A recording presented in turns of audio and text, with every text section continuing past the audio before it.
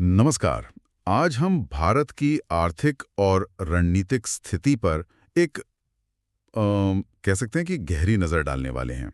हमारे पास जून 2025 के पहले हफ्ते के कुछ दिलचस्प सोर्सेज हैं। बिल्कुल। और आज की बातचीत का मकसद है उन बड़ी बड़ी सुर्खियों के पीछे की सच्चाई को समझना। हाँ, जैसे एक तरफ तो जीडीपी के आंकड़े हैं जो बहुत तेज रफ्तार दिखा रहे हैं, लेकिन क्या मानव विकास का स्पीड ब्रेकर हमें धीमा कर रहा है? और क्या हम अमेरिका से आ रहे ब्रेन गेन के एक्सेलरेटर को दबा पाएंगे, या फिर क्रिटिकल मिनरल्स की कमी हमारी गाड़ी को बीच रास्ते में ही रोक देगी? यही सारे सवाल हैं। तो चलिए सबसे पहले उस खबर से शुरू करते हैं जो हर तरफ छाई हुई है। भारत जल्द ही दुनिया की चौथी सबसे बड़ी अर्थव्यवस्था बनने वाला है।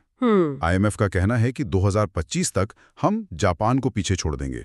सुनने में तो ये बहुत बड़ी कामयाबी लगती है। हाँ, और देखिए, मार्केट एक्सचेंज रेट के हिसाब से ये सच भी है। ये जीडीपी नापने का सबसे आम तरीका है। अच्छा। मतलब इसमें देशों की इकोनॉमी को मौजूदा डॉलर वैल्यू पे कंपेयर किया जाता है। तो उस हिसाब से हम 2021 से 5वें नंबर पर हैं, और 2025 तक चौथे, और 2028 तक तीसरे पर पहुंच जाएंगे। लेकिन यहीं पर कहानी में एक ट्विस्ट आता है ना? क्योंकि जीडीपी नापने का एक और तरीका भी है, परचेजिंग पावर पैरिटी यानी पीपीपी। आपने सही पकड़ा। और वो एक बिल्कुल अलग कहानी बताता है। बिल्कुल अलग। पीपीपी को ऐसे समझिए, मान लीजिए अमेरिका में एक कप कॉफी $4 की है और भारत में वही कॉफी $100 की है। ठीक है। तो मार्केट रेट के हिसाब से $4 हुए लगभग $330। मतलब अमेरिका में एक कॉफी की कीमत पर आप भारत में 3 कप से ज्यादा कॉफी खरीद सकते हैं। अच्छा। पीपीपी इसी असल खरीदने की ताकत को मापता है। वो ये देखता है कि आपके पैसे से असल में कितनी चीजें और सेवाएं खरीदी जा सकती हैं। एक मिनट, तो अगर हम इस पीपीपी वाले नजरिए से देखें तो हमारी रैंकिंग क्या है? यहीं पर चीजें बहुत दिलचस्प हो जाती हैं। पीपीपी के हिसाब से भारत 2009 से ही दुनिया की तीसरी सबसे बड़ी अर्थव्यवस्था है। क्या 2009 से? जी हाँ, 2009 से। चीन पहले पर और अमेरिका दूसरे पर। तो फिर ये जो हर तरफ जश्न मन रहा है कि हम जल्द ही चौथे नंबर पर पहुंचेंगे, इसका क्या मतलब है? क्या ये सिर्फ एक पीआर एक्सरसाइज है या मैं कुछ समझ नहीं पा रहा हूँ? नहीं, ये एक बहुत जरूरी सवाल है। ये पीआर नहीं है, बल्कि पर्सपेक्टिव का खेल है। मार्केट एक्सचेंज रेट वाली ranking global financial power, trade और इन्वेस्टमेंट के लिए ज्यादा मायने रखती है। वो दिखाती है कि दुनिया के बाजार में आपकी करेंसी की ताकत क्या है। लेकिन पीपीपी वाली रैंकिंग दिखाती है कि देश के अंदर लोगों की असल जिंदगी और स्टैंडर्ड ऑफ लिविंग के लिहाज से अर्थव्यवस्था कितनी बड़ी है। समझ गया। तो एक रैंकिंग ग्लोबल स्टेज के लिए है और दूसरी देश के अंदर की हकीकत के ज्यादा करीब है। बिल्कुल। लेकिन इन दोनों में से कोई भी ये तो नहीं बताती कि एक आम भारतीय कितना कमा रहा है या उसकी जिंदगी कैसी है। एग्जैक्टली। और यहीं पर हम अपने पहले स्पीड ब्रेकर पर आते हैं। भारत की कुल जीडीपी भले ही बहुत बड़ी हो, लेकिन जब हम इसे अपनी 140 करोड़ की आबादी से भाग देते हैं तो पर कैपिटा जीडीपी। हाँ, पर कैपिटा जीडीपी यानी प्रति व्यक्ति आय के मामले में हम दुनिया में 144वें स्थान पर हैं। 144? जी, ये दिखाता है कि देश की कुल दौलत और एक आम नागरिक की जेब में कितना बड़ा फासला है। मतलब हमारी गाड़ी का इंजन तो बहुत पावरफुल दिख रहा है, लेकिन वो ताकत हर पहिए तक बराबर नहीं पहुंच रही। और ये सिर्फ पैसे की बात तो नहीं होगी, इसका असर स्वास्थ्य और शिक्षा पर भी पड़ता होगा। बिल्कुल। और यहीं पर जीडीपी से आगे बढ़कर ह्यूमन डेवलपमेंट इंडेक्स यानी एचडीआई की बात करना जरूरी हो जाता है। सही। एचडीआई किसी भी देश का एक तरह का रिपोर्ट कार्ड है जिसमें 3 मुख्य सब्जेक्ट्स होते हैं: स्वास्थ्य, शिक्षा और आय। तो इस रिपोर्ट कार्ड में हमारे मार्क्स कैसे हैं? 2025 की यूएनडीपी रिपोर्ट के मुताबिक 2023 में हमारी एचडीआई रैंकिंग 130 थी। ये 2022 की 133 रैंक से थोड़ा बेहतर है। थोड़ा बेहतर। और अगर आप लंबे समय में देखें तो 1990 से 2023 के बीच यानी 33 सालों में हमारे एचडीआई स्कोर में 53% का सुधार हुआ है। ये तो अच्छा है। हाँ, हमारी जीवन प्रत्याशा 58 साल से बढ़कर 72 साल हो गई है, जो एक बड़ी छलांग है। 53% की बढ़ोतरी सुनने में तो अच्छी लगती है, लेकिन 33 साल एक बहुत लंबा समय भी है। क्या हमें इस रफ्तार से खुश होना चाहिए या ये सोचना चाहिए कि हम और बेहतर क्यों नहीं कर पाए? ये बिल्कुल जायज सवाल है। खासकर जब चीन 75 या ब्राजील 84 जैसे देश हमसे कहीं आगे निकल गए हैं। 130वीं रैंक अभी भी बहुत अच्छी नहीं लगती। सही बात है, प्रगति हुई है, लेकिन रफ्तार पर बहस हो सकती है।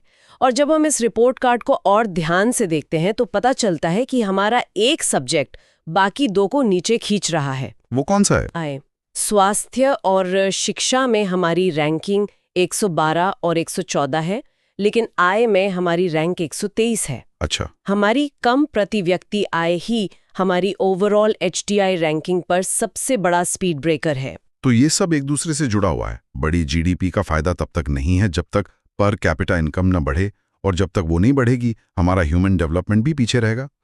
लगता है हमारी ज्यादातर चुनौतियां घर के अंदर ही हैं। ज्यादातर हाँ, लेकिन कभी कभी सबसे बड़े मौके बाहर से आते हैं, और अभी अमेरिका में कुछ ऐसा हो रहा है जो हमारे लिए पासा पलट सकता है, एक जबरदस्त एक्सेलरेटर साबित हो सकता है। आप बात कर रही हैं यूएस एडमिनिस्ट्रेशन के मेडिकल रिसर्च बजट में कटौती की? हाँ, 2026 के अमेरिकी बजट प्रस्ताव में नेशनल इंस्टीट्यूट्स ऑफ हेल्थ यानी NIH के बजट में 40% की भारी कटौती का प्रस्ताव है। 40%? हाँ, ये लगभग $19 बिलियन है। ये अमेरिका की साइंटिफिक कम्युनिटी के लिए एक भूकंप जैसा है। ये तो कमाल की बात है। मतलब अमेरिका की एक पॉलिसी में बदलाव हमारे सालों पुराने ब्रेन ड्रेन की समस्या का समाधान बन सकता है, ये तो मैंने सोचा ही नहीं था। इसकी पूरी संभावना है। अमेरिका में काम कर रहे हजारों टॉप वैज्ञानिक, जिनमें बड़ी संख्या में भारतीय मूल के लोग हैं, वो अचानक फंड की कमी और अकादमिक स्वतंत्रता पर पाबंदियों का सामना करेंगे। तो वो नए मौके तलाशेंगे? बिल्कुल। और यही भारत के लिए ब्रेन ड्रेन को ब्रेन गेन में बदलने का एक सुनहरा मौका है। लेकिन क्या हम इसके लिए तैयार हैं? सिर्फ मौका होना काफी नहीं है, हमें उन्हें वो माहौल भी तो देना होगा जो वो छोड़कर आ रहे हैं। ये सबसे जरूरी सवाल है। भारत को संक्रामक बीमारियों और कैंसर जैसी बीमारियों से लड़ने के लिए वर्ल्ड क्लास रिसर्च की सख्त जरूरत है। सही। हमारे पास डेटा साइंस, AI और एक मजबूत फार्मा सेक्टर का बेस पहले से है। अगर हम इन वैज्ञानिकों को ब्यूरोक्रेसी से मुक्त, अच्छी फंडिंग वाला और मिशन ओरिएंटेड माहौल दे पाएं, तो ये भारत को AI, जीनोमिक्स और हेल्थ केयर के संगम में एक ग्लोबल लीडर बना सकता है। ये एक बहुत बड़ा अगर है, लेकिन हाँ, एक्सेलरेटर हमारे सामने है। ठीक है, तो एक तरफ हमारे पास ये जबरदस्त एक्सेलरेटर है कि हम दुनिया के बेस्ट दिमागों को भारत वापस ला सकते हैं ताकि वो भविष्य की टेक्नोलॉजी बना सकें। हाँ। लेकिन उस टेक्नोलॉजी को चलाने के लिए, उसे ताकत देने के लिए जो ईंधन चाहिए, उसका क्या?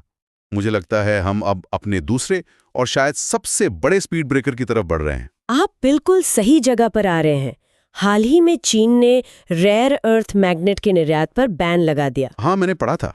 ये मैग्नेट इलेक्ट्रिक व्हीकल यानी EV मोटर्स के लिए बेहद जरूरी हैं, और रातों रात भारत की EV कंपनियों में हाहाकार मच गया। उनकी इन्वेंट्री खत्म हो रही है और वो सरकार से मदद मांग रहे हैं। ये तो बस एक उदाहरण है ना? असल समस्या तो कहीं ज्यादा गहरी है। बहुत ज्यादा गहरी। ये घटना हमारी एक बहुत बड़ी कमजोरी को उजागर करती है। हम सिर्फ रेयर अर्थ ही नहीं, बल्कि लिथियम, कोबाल्ट, निकल, ग्रेफाइट जैसे दर्जनों क्रिटिकल मिनरल्स के लिए आयात पर निर्भर हैं। जब हम निर्भर कहते हैं, इसका मतलब क्या है? मतलब कितना? इसका मतलब समझिए कि हम अपनी लिथियम आयन बैटरी की जरूरतों का लगभग 100% आयात करते हैं। 100%? जी।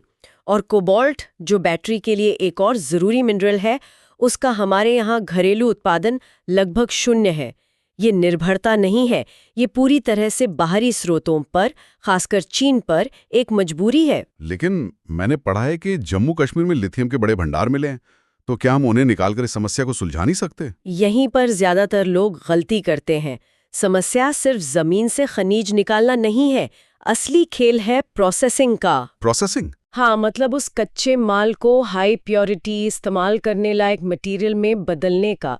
चीन का दबदबा माइनिंग से ज्यादा प्रोसेसिंग में है। उसने पिछले 20-30 सालों में इस टेक्नोलॉजी पर महारत हासिल कर ली है। अच्छा। हमारे पास लिथियम हो सकता है, लेकिन अगर हमारे पास उसे बैटरी ग्रेड मटेरियल में बदलने की घरेलू प्रोसेसिंग क्षमता नहीं है, तो हमें वो कच्चा माल फिर से चीन को ही भेजना पड़ेगा प्रोसेस करवाने के लिए। मतलब बिना प्रोसेसिंग क्षमता के आत्मनिर्भरता एक सपना ही है। ये हमारी क्लीन एनर्जी और EV महत्वाकांक्षाओं के लिए एक बहुत बड़ा स्पीड ब्रेकर है। प्रिसाइसली। हम सोलर पैनल और विंड टर्बाइन बनाना चाहते हैं, लेकिन उनके लिए जरूरी मिनरल्स के लिए हम दूसरों पर निर्भर हैं। ये हमारी पूरी हाईटेक मैन्युफैक्चरिंग स्ट्रैटेजी की दुखती रग है। तो आज की इस पूरी बातचीत को अगर मैं समेटूं तो तस्वीर कुछ ऐसी बनती है कि भारत की कहानी उतनी सीधी नहीं है जितनी सुर्खियों में दिखती है। हाँ, और सबसे दिलचस्प बात यह है कि ये सारे मुद्दे जीडीपी, एचडीआई, ब्रेन गेन और मिनरल्स, ये सब अलग-अलग नहीं है। अच्छा। ये सब एक दूसरे से एक कॉम्प्लेक्स फीडबैक लूप में जुड़े हुए हैं। इसे थोड़ा और समझाइए, ये फीडबैक लूप क्या है? इसे ऐसे देखें, हमें अपनी एचडीआई रैंकिंग सुधारनी है, जिसके लिए हमें पर कैपिटा इनकम बढ़ानी होगी, जो हमारा पहला स्पीड ब्रेकर है। ठीक है। इनकम बढ़ाने के लिए हमें हाईटेक ग्रोथ और मैन्युफैक्चरिंग चाहिए। इस ग्रोथ के लिए हमें दुनिया के बेस्ट ब्रेन्स की जरूरत है, जिन्हें हम ब्रेन गेन यानी हमारे एक्सेलरेटर के जरिए आकर्षित कर सकते हैं। लेकिन उन ब्रेन्स को काम करने के लिए और हाईटेक प्रोडक्ट्स बनाने के लिए क्रिटिकल मिनरल्स चाहिए, जो हमारा दूसरा स्पीड ब्रेकर है। और उन मिनरल्स के लिए हम चीन पर निर्भर हैं, जो हमारी रणनीतिक स्वायत्ता को कमजोर करता है। तो आप एक को सुलझाए बिना दूसरे को नहीं सुलझा सकते। ये एक चक्रव्यूह जैसा है। वाह, मतलब ये सिर्फ अलग अलग चुनौतियां नहीं हैं, ये एक ही बड़ी उलझी हुई चुनौती के अलग अलग चेहरे हैं। तो आज की चर्चा के बाद सोचने के लिए एक सवाल ये है, जब हम विकसित भारत की बात करते हैं तो हमारी प्राथमिकता क्या होनी चाहिए? दुनिया की तीसरी या चौथी सबसे बड़ी अर्थव्यवस्था का टैग हासिल करना, या फिर उस इंजन का निर्माण करना, यानी मिनरल प्रोसेसिंग और रिसर्च का माहौल जैसी बुनियादी क्षमताएं जो हर नागरिक के जीवन की गाड़ी को सच में आगे बढ़ा सके, भले ही रैंकिंग में कुछ अंक ऊपर नीचे हों। द डिबेट में आपका स्वागत है। आज हम भारत की एक बहुत बड़ी और उतनी ही कह सकते हैं विवादित परियोजना पर चर्चा करने वाले हैं, नदी जोड़ो परियोजना। और खासकर हम बात करेंगे केन बेतवा लिंक प्रोजेक्ट की, जिस पर हाल ही में काम भी शुरू हुआ है। तो आज हमारी चर्चा का जो मूल प्रश्न है वो ये है, क्या नदियों को आपस में जोड़ना भारत के पानी के संकट का, खासकर बुंदेलखंड जैसे सूखाग्रस्त इलाकों के लिए एक स्थायी समाधान है, या फिर एक ऐसा आइडिया है जो हमारे पर्यावरण, समाज और अर्थव्यवस्था के लिए विनाशकारी साबित हो सकता है? बिल्कुल, मेरा मानना है कि ये परियोजनाएं भारत के जल सुरक्षा और विकास के लिए बेहद जरूरी हैं। और मेरा मानना है कि यह रास्ता हमें तबाही की ओर ले जाएगा। मेरा तर्क बहुत सीधा है, ये जो मॉडल है ये प्रकृति के संतुलन को पूरी तरह नजरअंदाज करता है और इसके नतीजे बहुत बहुत गंभीर होंगे। देखिए, बुंदेलखंड जैसे इलाकों की हकीकत को समझना बहुत जरूरी है। हम यहाँ सिर्फ सूखे की बात नहीं कर रहे, हम बात कर रहे हैं मतलब तबाह होती जिंदगियों की, खाली होते गांवों की और बर्बाद होती खेती की। ऐसे में केन बेतवा जैसी परियोजना एक हिम्मत भरा और मैं कहूँगी एक ज़रूरी कदम है। इसका सिद्धांत बहुत सरल और तार्किक है। केन नदी, जहाँ मॉनसून में अतिरिक्त पानी होता है, उस पानी को बेतवा नदी के उन इलाकों तक पहुँचाना जो पानी की एक एक बूंद के लिए तरस रहे हैं। इसे सिर्फ एक इंजीनियरिंग प्रोजेक्ट की तरह देखना गलत होगा। ये लाखों लोगों को पीने का साफ पानी देने का, सिंचाई के जरिए खेतों को जिंदा करने का और उस पूरे इलाके को एक नई आर्थिक उम्मीद देने का एक विजन है। जब हम सूखा और बाढ़ दोनों समस्याओं से एक साथ निपट सकते हैं तो हमें ये कदम उठाना ही चाहिए। मैं इसे बिल्कुल अलग नजरिए से देखता हूँ। ये जो विचार है ना कि किसी नदी में अतिरिक्त या सरप्लस पानी होता है, यही इस पूरी परियोजना की सबसे बड़ी गलती है। नदी कोई पानी का टैंक नहीं है जिसमें पानी ज्यादा हो जाए तो कहीं और निकाल दो। नदी एक जीता जागता इकोसिस्टम है। उसका हर हिस्सा, पानी का हर बहाव, अपने साथ लाई हर चुटकी गाद, सब जरूरी है। केन बेतवा प्रोजेक्ट, जिसकी शुरुआती लागत ही करीब 45,000 करोड़ रुपए बताई जा रही है, सिर्फ एक महंगा सौदा नहीं है, ये एक पारिस्थितिकी आपदा है। यह प्रोजेक्ट नदी की उन जरूरी सेवाओं को बिल्कुल नहीं गिनता जो वो मुफ्त में करती है, जैसे उपजाऊ मिट्टी को डेल्टा तक पहुंचाना, भूजल को रिचार्ज करना। और सबसे ज्यादा चौंकाने वाली बात तो यह है कि इस प्रोजेक्ट के लिए हम पन्ना टाइगर रिजर्व के एक बड़े हिस्से को, बाघों के घर को डुबोने के लिए तैयार हैं। वो भी तब जब विशेषज्ञ और सुप्रीम कोर्ट की अपनी बनाई कमेटी ने इसके खिलाफ चेतावनी दी थी। आपकी चिंताएं जायज हैं और मैं ये नहीं कह रही कि इस प्रोजेक्ट का कोई पर्यावरणीय असर नहीं होगा, बिल्कुल होगा। लेकिन क्या हमें यहाँ एक व्यावहारिक संतुलन नहीं बनाना चाहिए? आज हमारे पास ऐसी इंजीनियरिंग और तकनीक है जिससे हम इन प्रभावों को काफ़ी हद तक कम कर सकते हैं। एक तरफ पन्ना टाइगर रिजर्व के कुछ हिस्से का डूबना है और दूसरी तरफ बुंदेलखंड के लाखों इंसानों का जीवन है जो पानी के बिना तबाह हो रहा है। क्या इन दोनों की तुलना की जा सकती है?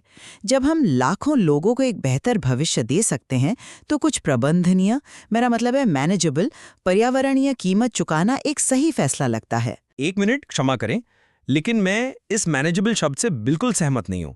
ये असर मैनेजेबल नहीं है, ये परमानेंट है, मतलब अपरिवर्तनीय है।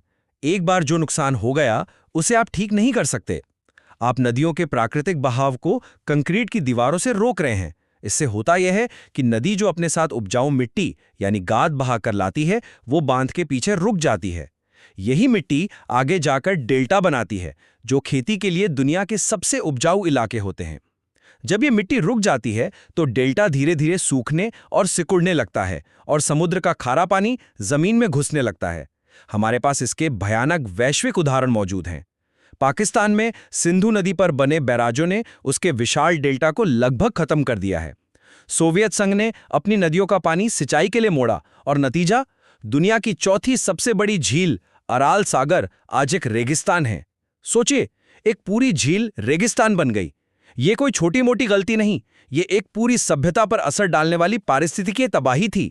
हम इतिहास की इन बड़ी गलतियों से कुछ सीखते क्यों नहीं हैं? आपने वैश्विक उदाहरणों की बात की जो अपनी जगह सही हैं, लेकिन हमें भारत की जमीनी हकीकत को भी देखना होगा। हमारी आबादी, हमारी पानी की ज़रूरतें और हमारी भौगोलिक चुनौतियां बहुत अलग हैं। और जहां तक लागत की बात है, आप इसे 45,000 करोड़ के खर्च की तरह देख रहे हैं, मैं इसे एक निवेश की तरह देखती हूँ। ये हमारी आने वाली खाद्य सुरक्षा में निवेश है। ये बुंदेलखंड जैसे बड़े इलाके की आर्थिक स्थिरता में निवेश है। जरा सोचिए, अगर हम ये प्रोजेक्ट नहीं बनाते तो हर साल सूखे से निपटने में, पलायन कर रहे लोगों को राहत देने में और खत्म होती खेती से होने वाले नुकसान की कुल कीमत कितनी होगी? वो लागत इस निवेश से कहीं ज्यादा होगी। ये आज का खर्च नहीं, कल के फायदे का सौदा है। ठीक है, आप इसे भविष्य के लिए एक निवेश कह रही हैं, लेकिन किसी भी निवेश को करने से पहले हम उसकी पूरी लागत देखते हैं, है ना? और यहाँ जो 45,000 करोड़ का आंकड़ा दिया जा रहा है, वो तो कहानी का सिर्फ एक छोटा सा हिस्सा है। ये तो सिर्फ ट्रेलर है। पूरी नदी जोड़ो परियोजना की अनुमानित लागत 5.5 लाख करोड़ रुपए है और ये 2002 का अनुमान है। आज ये लागत कहीं ज्यादा होगी और इसमें भी जमीन अधिग्रहण, विस्थापित होने वाले लाखों लोगों के पुनर्वास की असली सामाजिक लागत और प्रोजेक्ट के रखरखाव की भारी भरकम लागत तो शामिल ही नहीं है। भारत में ऐसी बड़ी परियोजनाओं का इतिहास बताता है कि इनकी लागत अनुमान से दोगुनी या तिगुनी हो जाती है। ये सारा बोझ आखिर में किस पर पड़ेगा? हम और आप जैसे टैक्स पेयर्स पर। और किसके लिए? एक ऐसे प्रोजेक्ट के लिए जिसके फायदे पूरी तरह अनिश्चित हैं और नुकसान तय हैं। ये जल संकट का समाधान नहीं, बल्कि एक बहुत महंगा और जोखिम भरा जुआ है। लेकिन संकट का पैमाना इतना बड़ा है कि छोटे छोटे समाधान काम नहीं करेंगे। आप बुंदेलखंड की बात कीजिए, वहां कुछ तालाब बना देने से या कुछ कुएं खोद देने से पूरे इलाके की प्यास नहीं बुझ सकती। समस्या जब क्षेत्रीय स्तर की हो तो समाधान भी उसी पैमाने का होना चाहिए। केन, बेतवा जैसे बड़े इंजीनियरिंग समाधान ही एकमात्र रास्ता हैं। स्थानीय प्रयास अच्छे हैं, सराहनीय हैं, लेकिन वे इस विशाल समस्या के सामने ऊंट के मुंह में जीरा की तरह हैं। हमें बड़े और साहसिक फैसले लेने से डरना नहीं चाहिए, क्योंकि चुनौतियां बहुत बड़ी हैं। मैं इस तर्क को बिल्कुल नहीं मान सकता। ये कहना कि हमारे पास बड़े प्रोजेक्ट्स के अलावा कोई रास्ता नहीं, ये असल में समस्या की जड़ से ध्यान भटकाना है। असली समस्या पानी की कमी की उतनी नहीं जितनी खराब जल प्रबंधन की है। हमारे सिस्टम में भ्रष्टाचार है, सिंचाई की तकनीकें दशकों पुरानी हैं जिनमें 70% पानी बर्बाद हो जाता है, और हम अपने गंदे पानी को साफ करके दोबारा इस्तेमाल करने की तो सोचते ही नहीं। हमारे पास इससे कहीं बेहतर और टिकाऊ विकल्प मौजूद हैं। इजराइल जैसा देश जो एक रेगिस्तान में बसा है, अपने 80% से ज्यादा गंदे पानी को साफ करके खेती में इस्तेमाल करता है और ड्रिप इरिगेशन से पानी की हर बूंद का हिसाब रखता है। हम क्यों नहीं कर सकते? हम क्यों नहीं स्थानीय स्तर पर एक्विफर्स यानी भूजल के स्रोतों की मैपिंग करके उन्हें रिचार्ज करने पर ध्यान देते? क्यों नहीं हम वाटरशेड मैनेजमेंट को एक जन आंदोलन बनाते? इन विकल्पों में लागत भी कम है, ये पर्यावरण के दोस्त भी हैं और ये स्थानीय लोगों को ताकत भी देते हैं। हम एक मुश्किल लेकिन सही और टिकाऊ रास्ता चुनने के बजाय एक आसान दिखने वाला विनाशकारी शॉर्टकट क्यों अपना रहे हैं? और एक बात और है जो मुझे बहुत परेशान करती है, और वो है इस प्रोजेक्ट से जुड़ा सांस्कृतिक और नैतिक सवाल। ये कितनी अजीब बात है ना कि जिस देश में हम नदियों को माँ कहते हैं, उन्हें पूछते हैं, उसी देश में हम उन्हें बस पानी ढोने वाली पाइपलाइन या एक वस्तु मानकर उनके अस्तित्व को ही दांव पे लगा रहे हैं। हमने अपनी पवित्र नदियों पर पहले ही इतने बांध बना दिए हैं, उनमें इतना प्रदूषण भर दिया है कि वो मर रही हैं। ये प्रोजेक्ट उसी विनाशकारी सोच का एक और बड़ा उदाहरण है, जो मानती है कि हम प्रकृति पर विजय पा सकते हैं। मैं इस बात को एक अलग नजरिए से देखती हूँ। नदी का सम्मान करना और उन लोगों के लिए पानी का इंतजाम करना जो उस नदी की पूजा करते हैं, ये दोनों बातें एक दूसरे के खिलाफ नहीं हैं। मेरे लिए नदी का सबसे बड़ा सम्मान क्या है? सिर्फ उसकी आरती उतारना या उसके पानी से किसी प्यासे बच्चे की जान बचाना? जब बुंदेलखंड में एक माँ अपने बच्चे को नदी से लाया गया साफ पानी पिलाएगी, तो क्या ये नदी का अपमान होगा या उसका सबसे सार्थक और पवित्र उपयोग? इस परियोजना का मकसद मानव कल्याण के लिए नदी की क्षमता का इस्तेमाल करना है और उन लोगों की पीड़ा को कम करना है जो पानी के बिना जी रहे हैं। मेरे ख्याल से यही असली सम्मान है। तो सार ये है कि देखिए, पर्यावरणीय चिंताओं को मानते हुए भी ये साफ है कि भारत की जल सुरक्षा और खासकर सूखाग्रस्त आबादी की तरक्की के लिए हमें नदी जोड़ने जैसी बड़ी और हिम्मत वाली परियोजनाओं को अपनाना ही होगा। आधुनिक तकनीक की मदद से हम जोखिमों को कम कर सकते हैं और फायदों को बढ़ा सकते हैं। यह भविष्य की चुनौतियों से लड़ने के लिए एक दूरदर्शी और जरूरी कदम है। और मैं अंत में यही कहूंगा कि यह परियोजना नदियों और उनके इकोसिस्टम की एक बहुत गहरी और मैं कहूंगा खतरनाक गलतफहमी पर आधारित है। इसके भारी पर्यावरणीय और आर्थिक जोखिम किसी भी काल्पनिक लाभ से कहीं ज्यादा बड़े और वास्तविक हैं। भारत के लिए एकमात्र सही रास्ता टिकाऊ, विकेंद्रीकृत और प्रकृति पर आधारित जल प्रबंधन को अपनाना है। ऐसा रास्ता जो स्थानीय समुदायों को सशक्त बनाता है और हमारी नदियों के जीवन का सम्मान करता है, उन्हें कंक्रीट का कैदी नहीं बनाता। आज की हमारी ये चर्चा साफ तौर पर दिखाती है कि भारत के जल संकट को हल करने के रास्ते पर दो बिल्कुल अलग विचार मौजूद हैं।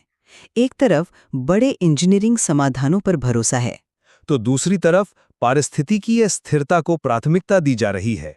और ये बहस हमें इस बुनियादी सवाल पर सोचने के लिए मजबूर करती है कि विकास और पर्यावरण संरक्षण के बीच सही संतुलन कैसे बनाया जाए। इस सवाल का जवाब ही भारत का भविष्य तय करेगा। नमस्कार और द डीप डाइव में आपका स्वागत है। आज हमारे सामने एक कह सकते हैं कि एक अजीब पहेली है। एक तरफ तो हेडलाइंस में भारत के डेमोग्राफिक डिविडेंड और टेक सुपर पावर होने की बातें हो रही हैं, और दूसरी तरफ जमीन पर हकीकत कुछ और दिख रही है। जैसे छोटी कारों की बिक्री घट रही है, आम आदमी की जेब तंग हो रही है। तो सवाल ये है, क्या भारतीय अर्थव्यवस्था उस चमकती हुई तस्वीर से अलग एक धीमी हकीकत की तरफ बढ़ रही है? हमारे पास जनवरी 2025 के कुछ आर्थिक विश्लेषण है, और आज के इस चर्चा में हम इन्हीं की मदद से इस विरोधाभास को समझने की कोशिश करेंगे। हमारा काम है इन सभी डॉट्स को जोड़कर एक पूरी पिक्चर तैयार करना। तो चलिए शुरू करते हैं। शुरुआत एक ऐसे आंकड़े से करते हैं जो शायद पहली नज़र में छोटा लगे। हाल के Q3 में जीएसटी कलेक्शन की जो ग्रोथ है वो 8.9% से घटकर 8.3% हो गई है।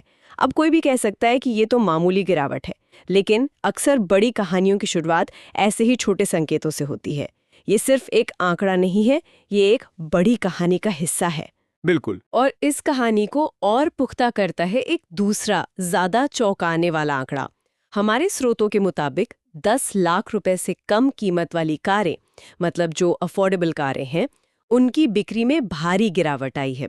जरा सोचिए, 2014-15 में भारत में बिकने वाली कुल कारों में से 73% इसी कैटेगरी की थीं, और आज 2024-25 में ये आंकड़ा घटकर सिर्फ 46% रह गया है। ये तो मांग में जबरदस्त कमी का सीधा सबूत है। और ये सिर्फ तारों तक ही सीमित नहीं है, ये एक व्यापक ट्रेंड की ओर इशारा कर रहा है। शहरी खपत, जिसे हम अर्थव्यवस्था का एक बड़ा इंजन मानते हैं, उसमें भी सुस्ती दिख रही है। इसकी एक बड़ी वजह यह है कि महामारी के दौरान लोगों ने जो बचत की थी वो अब धीरे धीरे खत्म हो रही है। साथ ही वेतन वृद्धि भी उम्मीद के मुताबिक नहीं रही है। तो लोग अब गैर जरूरी चीजों पर खर्च करने से पहले 2 बार सोच रहे हैं। तो क्या हम ये कह सकते हैं कि ये एक अस्थायी मंदी है, मतलब एक साइक्लिकल स्लोडाउन जो कुछ समय बाद अपने आप ठीक हो जाएगा, या फिर मामला इससे कहीं ज्यादा गहरा है? देखिए, यहीं पर बात दिलचस्प हो जाती है। हमारे स्रोत इस बात पर जोर देते हैं कि ये 2008 या 2013 के संकटों जैसा नहीं है। अच्छा, उनमें क्या अलग था? वो संकट बाहरी झटकों की वजह से आए थे। इस बार की जो मंदी है उसकी जड़ें कहीं ज्यादा गहरी हैं। ये बनावटी यानी स्ट्रक्चरल और बंटवारे यानी डिस्ट्रीब्यूशनल समस्याओं से जुड़ी हैं। एक मिनट, इन शब्दों को थोड़ा आसान करते हैं। स्ट्रक्चरल और डिस्ट्रीब्यूशनल का मतलब क्या हुआ? क्या हम ये कह सकते हैं कि ये अर्थव्यवस्था के लिए एक अस्थायी सर्दी जुकाम नहीं, बल्कि कोई लंबी चलने वाली स्वास्थ्य समस्या जैसा है? बिल्कुल सही एनालॉग है ये। इसका मतलब है कि विकास तो हो रहा है, लेकिन उसका फायदा बहुत ही सीमित वर्ग तक पहुंच रहा है। अच्छा। जैसे ग्लोबल कैपेबिलिटी सेंटर्स यानी जीसीसीज में जो काम करने वाले उच्च कुशल कर्मचारी हैं, उनकी आय तेजी से बढ़ी है। उन्होंने महंगे घर खरीदे, लग्जरी सामान खरीदा, जिससे कुछ सेक्टर में तो तेजी दिखी। लेकिन वो आबादी का एक बहुत छोटा हिस्सा है। बिल्कुल, एक व्यापक खपत का आधार तैयार नहीं हो पाया जो पूरी अर्थव्यवस्था को ऊपर खींच सके। वाह! तो मतलब हमारे पास अर्थव्यवस्था में कुछ बहुत अमीर द्वीप बन गए, लेकिन वो बाकी पूरे महासागर को ऊपर उठाने में नाकामयाब हो रहे हैं। ये दिलचस्प है कि आप इसे एक डिस्ट्रीब्यूशनल समस्या बता रहे हैं, मतलब घर के अंदर की बात। पर मुझे लगता है कि हम दुनिया से कटे हुए तो नहीं है। क्या बाहर से भी कोई तूफान आ रहा है जो हमारी नाव को हिला रहा है? निश्चित रूप से। और इस समय तो एक नहीं बल्कि कई तूफान एक साथ आ रहे हैं। सबसे बड़ा फैक्टर तो अमेरिकी अर्थव्यवस्था है। वो उम्मीद से कहीं ज्यादा मजबूत बनी हुई है, जिसका नतीजा ये है कि डॉलर इंडेक्स 20 साल के अपने उच्चतम स्तर पर है। एक मिनट, इसका मतलब तो ये हुआ कि वैश्विक निवेशकों के लिए भारत जैसे बाजारों से पैसा निकालकर अमेरिका में लगाना ज्यादा फायदेमंद हो गया है ना? ठीक यही बात। इससे हमारे रुपए जैसी मुद्राओं पर जबरदस्त दबाव बनता है और विदेशी निवेश का आना मुश्किल हो जाता है। और ये तो सिर्फ एक पहलू है। दूसरी बड़ी चिंता अमेरिका में ट्रंप की संभावित वापसी और उनकी टैरिफ नीतियां हैं। अगर चीन के साथ दोबारा ट्रेड वॉर छिड़ता है तो इसका असर पूरी दुनिया के विकास और निवेश पर पड़ेगा। भारत भी इससे अछूता नहीं रहेगा। और वो कौन से सेक्टर्स होंगे जिन पर सबसे ज्यादा असर पड़ सकता है? क्या हमारे स्रोत इस पर कोई इशारा करते हैं? सीधे तौर पर तो नहीं, लेकिन अंदाजा लगाया जा सकता है। ऑटो पार्ट्स, इंजीनियरिंग गुड्स और इलेक्ट्रॉनिक्स जैसे मैन्युफैक्चरिंग सेक्टर जो वैश्विक सप्लाई चेन का हिस्सा हैं, उन्हें मुश्किलों का सामना करना पड़ सकता है। और तीसरा और शायद सबसे बड़ा खतरा चीन की अतिरिक्त उत्पादन क्षमता यानी ओवर कैपेसिटी है। मतलब चीन अपने यहाँ जरूरत से ज्यादा माल बना रहा है और अब उसे कहीं तो बेचेगा ही। बिल्कुल, और वो उसे दुनिया के बाजारों में, जिसमें भारत भी शामिल है, सस्ते दामों पर बेचना चाहेगा। इससे हमारे घरेलू विनिर्माण क्षेत्र को सीधा खतरा है। जब बाजार में सस्ता इंपोर्टेड माल भरा होगा तो कोई भारतीय कंपनी नया निवेश क्यों करना चाहेगी? तो एक तरफ घरेलू मांग कमजोर है और दूसरी तरफ वैश्विक चुनौतियां दरवाजे पर खड़ी हैं। इन हालात में भारत का गेम प्लान क्या होना चाहिए? आमतौर पर ऐसे समय में सरकार अपना खर्च बढ़ाती है, खासकर इंफ्रास्ट्रक्चर पर।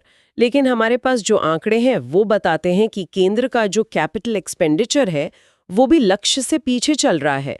नवंबर तक बजट का केवल 46.2% ही खर्च हुआ था, जबकि पिछले साल इसी समय तक ये 58.5% था। और यही सबसे बड़ी चुनौती है।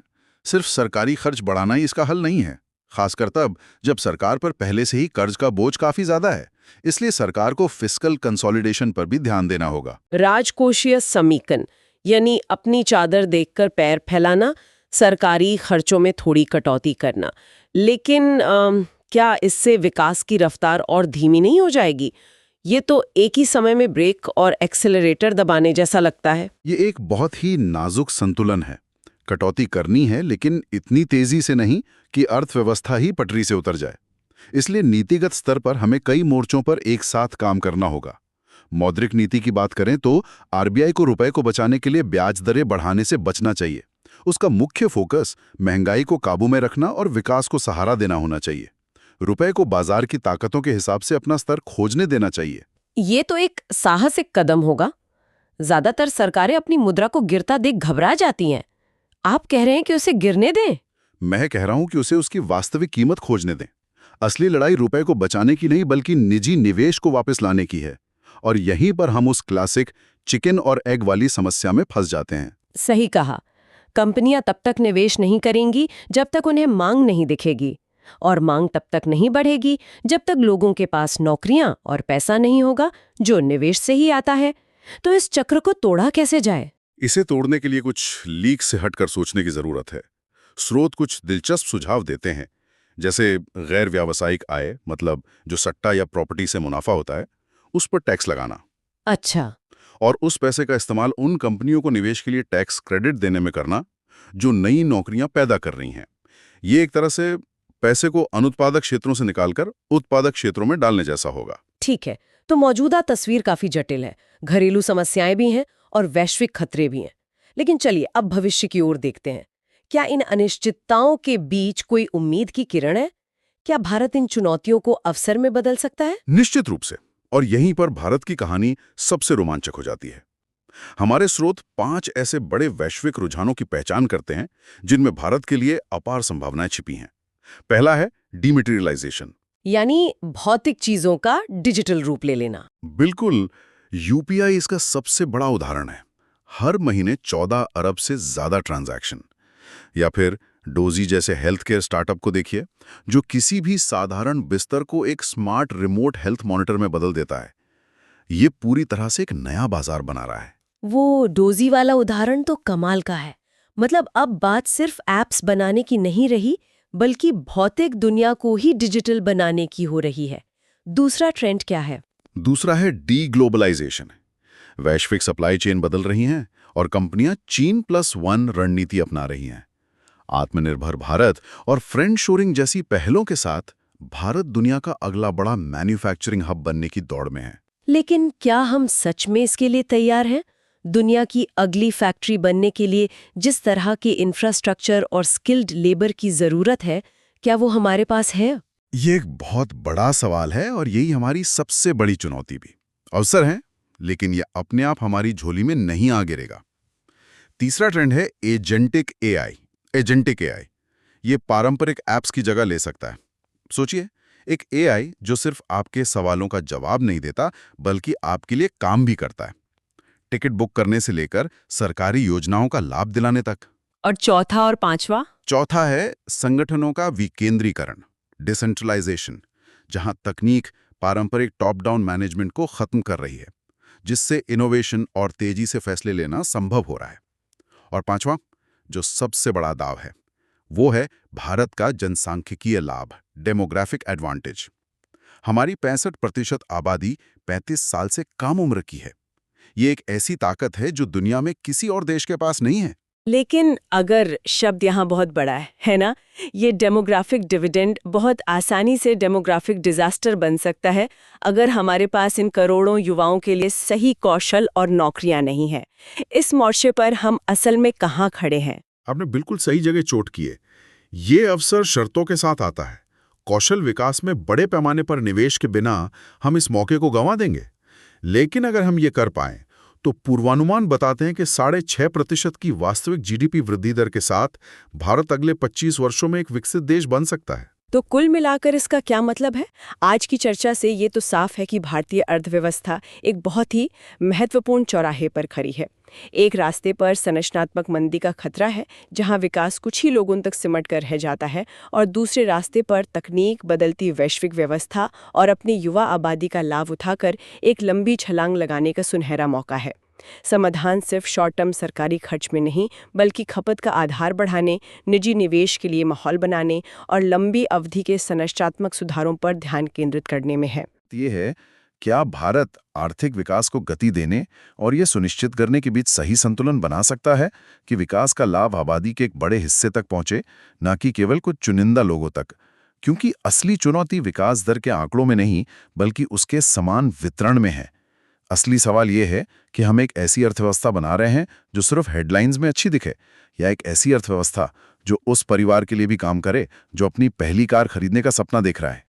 नमस्ते और द डीप डाइव में आपका स्वागत है। आज हम एक बड़े और शायद थोड़े मुश्किल सवाल से जूझने वाले हैं। एक महान शक्ति बनने की इस दौड़ में क्या भारत को पहले अपना घर ठीक करना चाहिए या फिर दुनिया में अपनी जगह बनाने पर ज्यादा फोकस करना चाहिए? नमस्ते। और ये सवाल बिल्कुल सही समय पर आया है, क्योंकि हमारे पास जनवरी 2025 के आखिरी हफ्ते के जो विश्लेषण हैं वो इसी तरफ इशारा कर रहे हैं। मतलब भारत एक ऐसे मोड़ पर है जहां अंदरूनी चुनौतियां और बाहरी मौके दोनों एक साथ सामने खड़े हैं। तो आज हम अर्थव्यवस्था, शासन और विदेश नीति, इन तीनों ही पहलुओं से इस सवाल का जवाब ढूंढने की कोशिश करेंगे। बिल्कुल, ऐसी संतुलन को आज समझना है। ठीक है, तो चलिए शुरुआत घर से ही करते हैं। अर्थव्यवस्था, आने वाले बजट को लेके काफी चर्चा है, लेकिन हमारे स्रोत कुछ और ही कहानी बता रहे हैं। ऐसा लग रहा है कि जीडीपी की रफ्तार थोड़ी सुस्त पड़ सकती है। तो यहाँ ब्रेक कौन लगा रहा है? एक बहुत ही दिलचस्प बात जो सामने आई वो है डीप स्टेट का जिक्र। ये सुनने में बड़ा फिल्मी सा लगता है। ये है क्या और ये बजट को कैसे प्रभावित करता है? हाँ, ये शब्द सुनने में काफी ड्रामेटिक लगता है, पर इसका मतलब बहुत सीधा है। देखिए, डीप स्टेट का मतलब है पर्दे के पीछे बैठे कुछ शक्तिशाली लोग, बड़े अफसर, बड़े उद्योगपति और कुछ मीडिया वाले, जो असल में नीतियां तय करते हैं, चाहे सरकार किसी की भी हो। अच्छा, मतलब एक तरह का अदृश्य सिस्टम? हाँ, बिल्कुल। और स्रोतों का कहना है कि भारत में बजट बनाने की प्रक्रिया आज भी एक बंद कमरे का खेल है। मतलब बाहर के विशेषज्ञों से कोई सलाह नहीं ली जाती। नतीजा ये होता है कि जो नीतियां बनती हैं वो जमीनी हकीकत से कटी हुई होती हैं और शायद कुछ चुनिंदा लोगों को ही फायदा पहुंचाती हैं। वही तो मतलब सुधारों की बात तो होती है, पर असल में सिस्टम बदलने को तैयार नहीं है। और इसी से जुड़ा एक और मुद्दा है टैक्स का। हमारे स्रोत बता रहे हैं कि टैक्स का बोझ बहुत ज्यादा है। बहुत ज्यादा। आप आंकड़े देखिए, पर्सनल इनकम टैक्स और जीडीपी का जो अनुपात है वो लगभग 3.9% तक पहुंचने का अनुमान है। और इसकी तुलना अगर हम दूसरे देशों से करें तो चीन से करते हैं। चीन में ये सिर्फ 1.1% है। सिर्फ 1.1%? जी।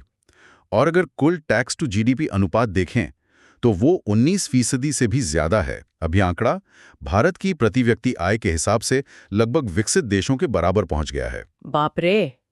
इसका मतलब तो ये हुआ कि एक औसत भारतीय अपनी कमाई का एक बहुत बड़ा हिस्सा टैक्स में दे रहा है। बिल्कुल, शायद अपनी आर्थिक क्षमता से कहीं ज्यादा। तो फिर ऊंचे टैक्स और एक बंद सिस्टम, ये तो विकास की रफ्तार पर ब्रेक लगाएंगे ही। इसी को देखते हुए एक स्रोत विकास के लिए एक रूढ़िवादी दृष्टिकोण अपनाने की सलाह देता है। इसका क्या मतलब है? क्या हमें बड़े लक्ष्य छोड़ देने चाहिए? नहीं, लक्ष्य छोड़ना नहीं। इसका मतलब है उन्हें पाने का तरीका बदलना। ये दृष्टिकोण कहता है कि 8-9% की आक्रामक ग्रोथ के पीछे भागने से बेहतर है, जो अस्थिरता ला सकती है, कि भारत 5-5.5% से 6% की एक टिकाऊ स्थिर ग्रोथ पर ध्यान दें। मतलब लंबी रेस के लिए दौड़ना, 100 मीटर के स्प्रिंट के लिए नहीं। एग्जैक्टली। लेकिन एक सवाल उठता है, क्या 5.5% की विकास दर भारत जैसे देश के लिए काफी है, जहां करोड़ों लोगों को गरीबी से बाहर निकालना है? कई लोग तो इसे बहुत धीमी रफ्तार मानेंगे। सवाल बहुत वाजिब है, लेकिन इस रूढ़िवादी सोच के पीछे कुछ ठोस वजह भी हैं। पहली वजह है बढ़ता हुआ घरेलू कर्ज। अच्छा? जैसे गाड़ियां, फोन या फिर घूमने फिरने जैसे अनुभव। ये अर्थव्यवस्था को कुछ समय के लिए तो रफ्तार देता है, पर ये एक बुलबुले की तरह है जो कभी भी फट सकता है। और दूसरी वजह शायद हमारे पड़ोसी देश से जुड़ी हुई है। बिल्कुल। दूसरी बड़ी चुनौती चीन है। चीन अपने बाजार में इतना ज्यादा सामान बना रहा है कि वो उसे बहुत सस्ते में दुनिया भर में बेच रहा है, जिसे अतिरिक्त उत्पादन क्षमता कहते हैं। हाँ, तो सोचिए, अगर कोई भारतीय कंपनी कोई सामान 100 रुपए में बनाती है तो चीन उसे 80 रुपए में बेचकर पूरा बाजार खराब कर सकता है, जिसका सीधा असर हमारे निर्यातकों और छोटे उद्योगों पर पड़ रहा है। बिल्कुल। और तीसरी वजह वैश्विक है। अमेरिका में ब्याज दरें बढ़ रही हैं तो विदेशी निवेशक अपना पैसा भारत जैसे बाजारों से निकालकर अमेरिका में लगा रहे हैं। हमारे यहाँ एफडीआई में भी कमी आई है। तो माहौल थोड़ा ठंडा है। हाँ, तो जब दुनिया भर में आर्थिक माहौल थोड़ा ठंडा हो तो अकेले बहुत तेज दौड़ना समझदारी नहीं, बल्कि खुद को मजबूत करना ज्यादा जरूरी है। तो अर्थव्यवस्था में एक तरह की सावधानी बरतने की सलाह है। लेकिन देश की गाड़ी सिर्फ आर्थिक पहियों पर तो नहीं चलती, उसकी नींव कितनी मजबूत है ये भी देखना होगा। और हमारे स्रोत देश के संवैधानिक ढांचे को लेकर कुछ गहरी चिंताएं जता रहे हैं। हाँ, और ये चिंताएं बहुत बुनियादी हैं। स्रोतों ने 4 बड़े खतरों की निशानदेही की है। पहला है धार्मिक बहुसंख्यकवाद, जो भारत की धर्मनिरपेक्ष पहचान को, मतलब सभी धर्मों को बराबर मानने के विचार को कमजोर कर रहा है। एक स्रोत में अंबेडकर की चेतावनी का भी जिक्र है। हाँ, कि हिंदू राज भारत के लिए विनाशकारी होगा। और दूसरा खतरा भी अर्थव्यवस्था से ही जुड़ा है ना? हाँ, दूसरा है बढ़ती आर्थिक असमानता और जिसे क्रोनी कैपिटलिज्म कहते हैं। यानी जब नीतियां आम आदमी के बजाय कुछ चुनिंदा उद्योगपतियों को फायदा पहुंचाने के लिए बनाई जाए। बिल्कुल।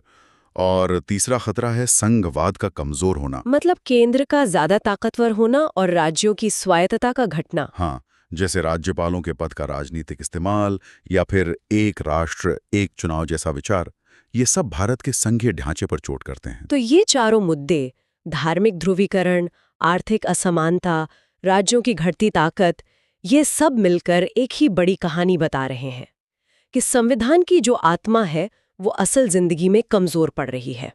क्या इसका कोई ठोस उदाहरण है जो आम इंसान की जिंदगी पर असर डाल रहा हो? बिल्कुल। इसका सबसे साफ उदाहरण है स्थानीय निकाय चुनावों में हो रही देरी। अच्छा, नगर निगम और पंचायतों के चुनाव? हाँ, हमारे संविधान में 70वें और 74वें संशोधन इसीलिए किए गए थे ताकि ये चुनाव हर 5 साल में समय पर हों। लेकिन हो ये रहा है कि कई बड़े शहरों में चुनाव सालों से टल रहे हैं। मुंबई में आखिरी चुनाव 2017 में हुए थे। 2017 में? हाँ, और बेंगलुरु में नगर निगम का कार्यकाल 2020 में ही खत्म हो गया, पर चुनाव अब तक नहीं हुए। और इसकी वजह क्या बताई जा रही है? मुख्य वजहें दो हैं। एक, राज्य चुनाव आयोग उतने ताकतवर नहीं है, और दूसरा, राज्य सरकारें वार्डों की सीमाएं बदलने जैसे बहानों का इस्तेमाल करके चुनावों को टालती रहती हैं। सुनने में तो ये एक राजनीतिक मुद्दा लगता है। लेकिन इसका असर आम नागरिक पर पड़ता है। आपके मोहल्ले की सफाई कौन देखेगा, टूटी सड़क कौन बनाएगा, ये फैसले लेने वाला कोई चुनाव प्रतिनिधि ही नहीं है। सही बात है। ये दिखाता है कि कैसे संविधान की बड़ी बड़ी बातें सीधे हमारे घर के दरवाजे तक असर डालती हैं। तो एक तरफ देश के अंदर ये सब चल रहा है, लेकिन बाहर की दुनिया में भी जो हो रहा है उसका असर भी भारत पर पड़ रहा है। और हमारे स्रोत बता रहे हैं कि वैश्विक मंच पर भी समीकरण तेजी से बदल रहे हैं, खासकर अमेरिका में डोनाल्ड ट्रंप की वापसी की संभावना से।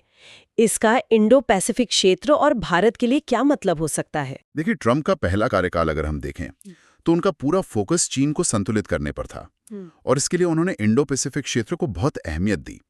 क्वाड यानी अमेरिका, भारत, जापान और ऑस्ट्रेलिया का समूह उन्हीं के समय में दोबारा मजबूत हुआ था। तो उम्मीद है कि वो रुख जारी रहेगा। उम्मीद यही है। अगर वो वापस आते हैं तो चीन के प्रति उनका सख्त रुख जारी रहेगा। एक दिलचस्प बात यह है कि उनके पहले कार्यकाल में उनके प्रशासन का पहला बड़ा विदेश नीति कदम क्वाड देशों के विदेश मंत्रियों के बैठक बुलाना ही था। ये दिखाता है कि ये क्षेत्र उनकी प्राथमिकता में कितना ऊपर है। जी। तो एक तरफ अमेरिका के नेतृत्व वाला क्वाड है और दूसरी तरफ ब्रिक्स समूह भी है, जो लगातार बड़ा हो रहा है। इस खींचतान में भारत कहाँ खड़ा है? ये बहुत अच्छा सवाल है, क्योंकि ब्रिक्स अब सिर्फ 5 देशों का समूह नहीं रहा है। ये ब्रिक्स प्लस बन गया है, जिसमें अब 10 सदस्य हैं। यूएई, मिस्र, ईरान, इंडोनेशिया जैसे नए देश इसमें शामिल हुए हैं। और इनका मुख्य लक्ष्य क्या है? इनका एक बड़ा साझा मकसद है अमेरिकी डॉलर पर अपनी निर्भरता कम करना, खासकर रूस पर लगे प्रतिबंधों के बाद। हाँ, तब से ये जरूरत और बढ़ गई है। वे अपना एक अलग ब्रिक्स पेमेंट सिस्टम बनाने पर काम कर रहे हैं। लेकिन क्या ये इतना आसान है? इन सब देशों के हित और सिस्टम तो बहुत अलग अलग हैं। बिल्कुल नहीं, और यही उनकी सबसे बड़ी चुनौती है। इन देशों में लोकतंत्र भी है, राजशाही भी है, एक दलीय शासन भी है, और सबसे बड़ी बात, आज भी दुनिया का ज्यादातर व्यापार डॉलर में ही होता है। तो डॉलर को चुनौती देना एक लंबी लड़ाई है। बहुत लंबी और मुश्किल। तो भारत के लिए ये एक संतुलन बनाने वाली बात है। एक तरफ क्वाड के साथ सुरक्षा साझेदारी और दूसरी तरफ ब्रिक्स के साथ आर्थिक मौके। तो इस पूरी तस्वीर को अगर हम देखें, अंदरूनी आर्थिक और संवैधानिक चुनौतियां और बाहर ट्रंप की वापसी और ब्रिक्स का विस्तार जैसी नई हकीकतें, इस तकनीकी और भू राजनीतिक दौड़ में आगे रहने के लिए भारत को क्या कोई खास कदम उठाना चाहिए?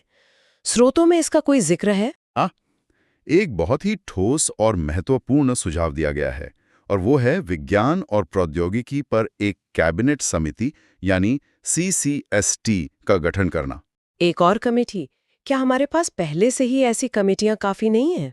ये सवाल सही है, लेकिन आज के दौर में इसकी जरूरत पहले से कहीं ज्यादा है। आज वैश्विक ताकत का खेल हथियारों से ज्यादा टेक्नोलॉजी पर लड़ा जा रहा है। अमेरिका अपने सेमीकंडक्टर और AI उद्योगों को बचाने के लिए कानून बना रहा है। चीन अपनी टेक्नोलॉजी का इस्तेमाल अपने राजनीतिक लक्ष्यों के लिए कर रहा है। ऐसे में भारत को एक हाई पावर कमेटी की जरूरत है। बिल्कुल, जो सीधे प्रधानमंत्री को रिपोर्ट करे और टेक्नोलॉजी से जुड़े बड़े फैसले ले सके। इसका कोई उदाहरण दे सकते हैं कि ये कमेटी असल में काम कैसे करेगी? जरूर। सोचिए, एक तरफ रेलवे मंत्रालय पूरे नेटवर्क का विद्युतीकरण करना चाहता है ताकि प्रदूषण कम हो। हाँ, और दूसरी तरफ रक्षा मंत्रालय को डीजल इंजन चाहिए, क्योंकि युद्ध के समय बिजली ग्रिड पर हमला हो सकता है और ट्रेनें बंद हो सकती हैं। अच्छा, तो ये तो दो अलग अलग राष्ट्रीय जरूरतें हैं। बिल्कुल। इन दोनों के बीच संतुलन कौन बनाएगा? हम्म। एक CCST यही काम करेगी। वो AI, क्वांटम कंप्यूटिंग और 6G जैसे बड़े राष्ट्रीय मिशनों की निगरानी करेगी और ये सुनिश्चित करेगी कि अलग अलग मंत्रालय एक साथ मिलकर काम करें, एक दूसरे के खिलाफ नहीं। तो आज हमने भारत की एक बहुत बड़ी और उलझी हुई तस्वीर को समझने की कोशिश की। देश के अंदर सुस्त होती अर्थव्यवस्था और संविधान की नींव पर उठते सवालों से लेकर एक ऐसी दुनिया में भारत की जगह तक जिसे अमेरिका का नया प्रशासन और ब्रिक्स जैसे बढ़ते गठबंधन नई शक्ल दे रहे हैं। ये सब सुनने के बाद ऐसा लगता है कि विकसित भारत बनने का रास्ता सिर्फ आर्थिक विकास से नहीं, बल्कि अंदरूनी सुधार और एक बहुत ही कुशल वैश्विक रणनीति दोनों से होकर गुजरता है। बिल्कुल सही कहा। ये स्रोत किसी निराशा की तस्वीर नहीं खींचते हैं, बल्कि ये उन बड़े और मुश्किल फैसलों की ओर इशारा करते हैं जो आने वाले समय में लिए जाने हैं। ये एक तरह से भारत के लिए एक वेकअप कॉल की तरह है। और यहीं पर शायद वो मूल सवाल फिर से सामने आ जाता है जिससे हमने शुरुआत की थी। हाँ, जब हम इन सभी पहलुओं को, मतलब आर्थिक नीति, संवैधानिक अखंडता और वैश्विक रणनीति, इन सबको एक साथ रखकर देखते हैं तो एक बुनियादी सवाल खड़ा होता है। क्या कोई देश वैश्विक मंच पर एक महाशक्ति के तौर पर तब तक उभर सकता है जब तक उसकी अपनी आंतरिक, आर्थिक और लोकतांत्रिक नींव दबाव में हो, या फिर दुनिया की दौड़ में थोड़ी धीमी गति से चलना मंजूर कर लेना चाहिए ताकि पहले अपने घर की नींव को मजबूत किया जा सके? ये एक विचारणीय प्रश्न है जिसका जवाब भविष्य की दिशा तय करेगा।